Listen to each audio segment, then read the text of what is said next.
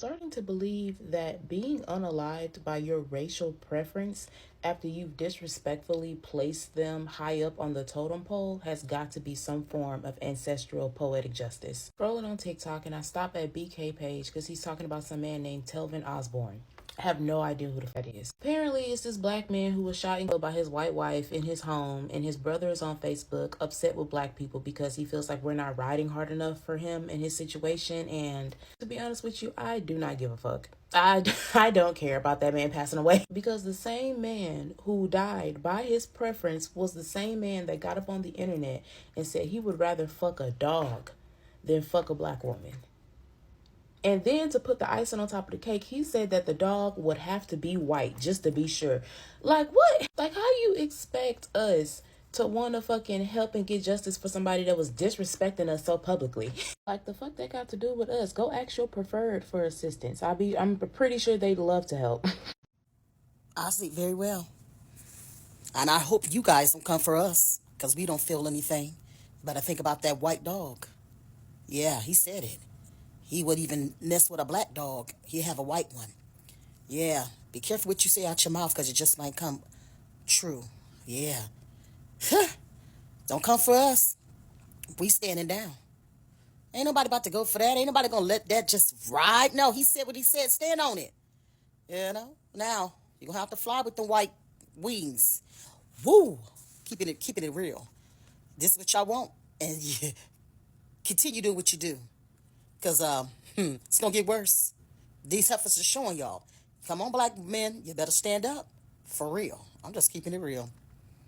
Hey guys, welcome back again to the channel. It's so good to have you. Thank you so much for clicking. I came across this video where this young man who happened to pass on a few days ago, and he was actually unalived by the girlfriend, and he was actually, like, he lived his entire life talking about black women and how he would never have anything to do with anyone who is a woman coming from the black community.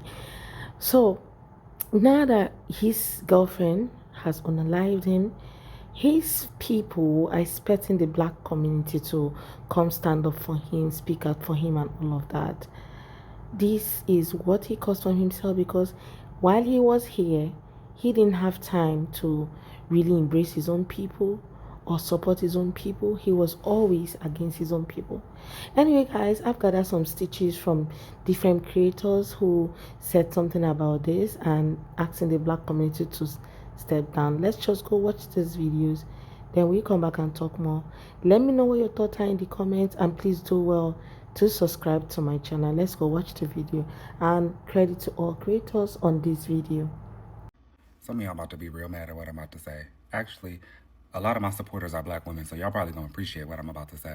However, may this man rest in peace, but I'm gonna talk about what's been going on down my timeline. So Telvin, or Telbo Rackens as he went by, was shot and unalived by his girlfriend on February 23rd. So apparently they went out to the club, came home, got into an argument. He ended up shot and unalived. And she said it was an accident because she was cleaning her gun and it discharged, which was later found out to be untrue. Now, the family is all over social media like, we need justice, wanting the black community to rally around and support. However, the problem is, the one thing the internet is never going to let you do is forget who you really are and forget the shit that you say on the internet. Because this man made his whole identity about dating white girls. Like Twitter page, Team White Girls, all of that, every day. So the internet, because they messy and they like to let you know who you are a lot of the times, or who at least you put on the show to be, right? They start posting all his Facebook posts, his Twitter posts, and I think one of the posts said, I would rather fuck a dog than to fuck a black girl. Here's my problem, right? My audience is predominantly black women. Y'all know I'm hashtag protect black women all day, every day. But you did all of this chasing, and you chased it to glory. Now, y'all expect the black community and black women to support this man after the shit that, like, I don't even want to go into detail about the shit he was tweeting because it's ridiculous.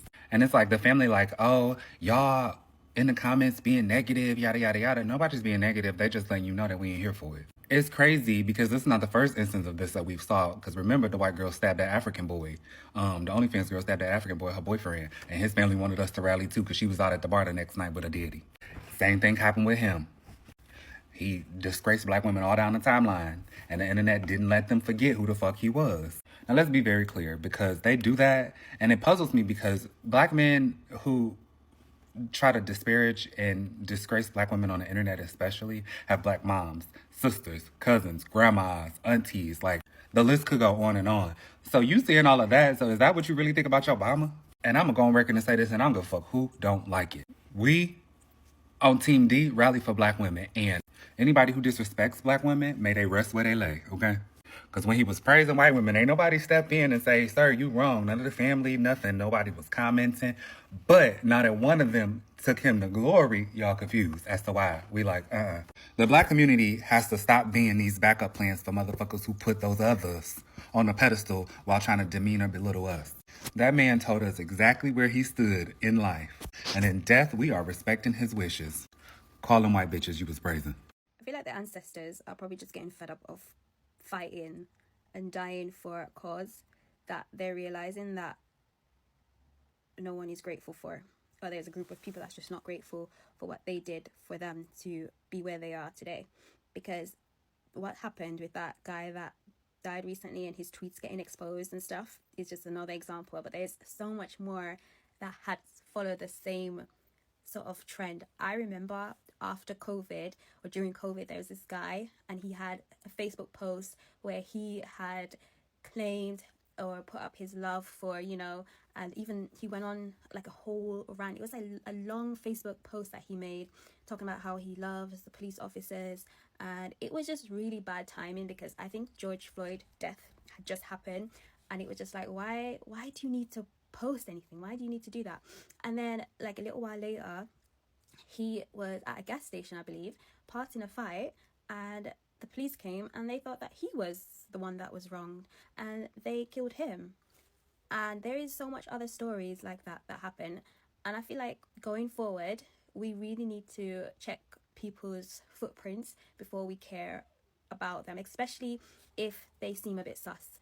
Because when I saw the picture of that guy and I saw his girlfriend, I don't know, something about the two of them, I immediately thought, this guy hates himself. I don't know what it is. Please tell me other people got the same vibe. And then boom, I saw a comment, oh, he's got tweets, he's got this and this. I don't feel sorry for him. I was like, I knew it. It's just like, you can always tell by who they date and how they look, whether they are in it because they really genuinely found a connection with that person, or they just really hate themselves and they just feel like they have to date someone else that doesn't look nothing like them. So yeah, it's very interesting, but I do think that we need to be so careful, especially as females, who we support, because our ancestors did not go through what they did for these people to be going around speaking like that about us. Plain and simple, I said what I said. Like, you made your entire career about speaking ill about black women, talking ill about your own people that in your own community. I don't know if he felt that he was white. Maybe he felt in his mind that his skin is actually white. He didn't understand that, you just need to support your family, your people, your community. And now his family is left with no one supporting them.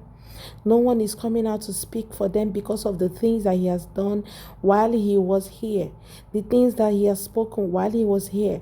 He forgot the fact that the people you're speaking about, your mom, your sisters, your grandma, they are all in that community. They have the same skin. They have the same color. So why are you not having issues with these same people? Is it like you don't talk to your mom at home, or you don't talk to people? You don't talk to your family members? Where were they when this guy made his entire career about speaking ill of black women and black people in general? Where were they? And right now his brother is angry that nobody's supporting them. Nobody's coming out to speak for the brother or probably march or protest. Nobody's going to do that because your brother said he doesn't want anything to do with these people in the first place. And right now, they're standing down. They're standing on business. They're saying, you know what, we're not doing this with you. We're not going to stand with you on this. Because this guy said he doesn't want them. In the first place, he was just clear about what he wanted and the things he didn't want. And one of the things he didn't want was to have anything to do with blackness.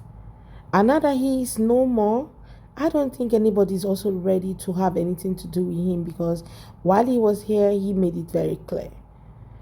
I feel so bad for his family, okay? I feel so bad for them because they need help at this time. They need help to get justice for the guy, okay? They need help.